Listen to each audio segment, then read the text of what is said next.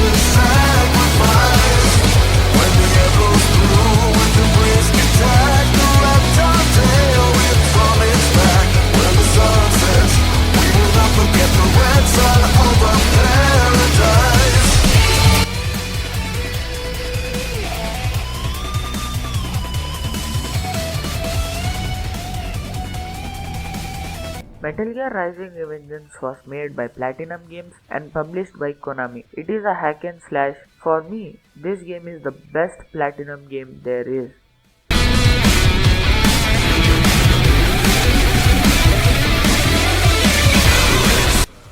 When you see this game's story as a whole, it is weird to say the least. If you have played this game, you know what I mean. But when this game talks about its characters, it is very interesting to say the least.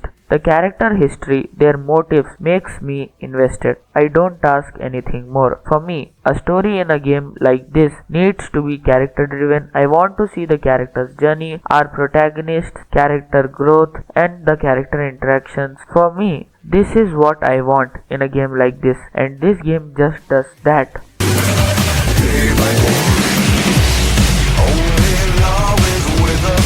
When it comes to this game's gameplay, it is your regular old fun character action game. But there are two things which makes this game a unique experience.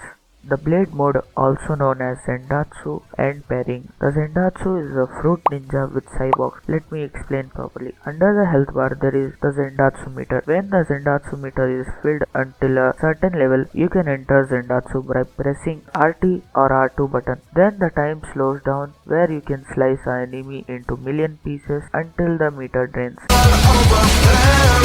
Whereas parry is essential to the game. You can counter/block the attacks of the enemies by using parry. It is not easy to perfectly nail the parries. And also there is one thing which bothered me very much. In the VR mission tutorial, the parry is not explained properly. The explanations given there are very vague and confusing to understand. The real way to parry is to move the analog stick in the direction of the enemy's attack and then press X or square depending upon your controller in the last moment. All in all, this game has very enjoyable gameplay. You should definitely try it.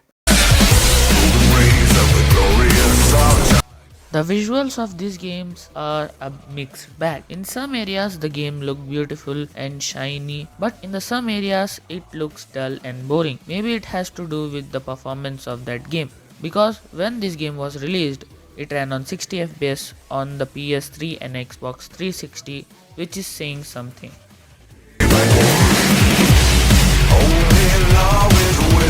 I don't know if the music can stand on its own, but when combined with the gameplay, it feels epic to say the least. In almost all boss fights, they have their own music theme. They all are great, but my favorite one is Red Sun from Sundowner boss fight, and only thing I ever known from Jetstream Sam's boss fight. The themes are not random, they have meaning and purpose to it. It explains the mentality and the motivations of the boss. It is awesome, great, and feels epic when you play this game. All in all, this is a great game. This game was my first appearance to the Platinum Games library. I have a great memories of this game.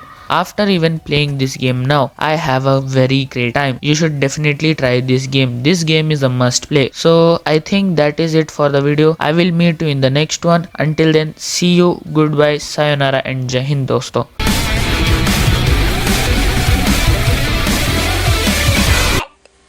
That you had you could you do you want you could do so you do you could you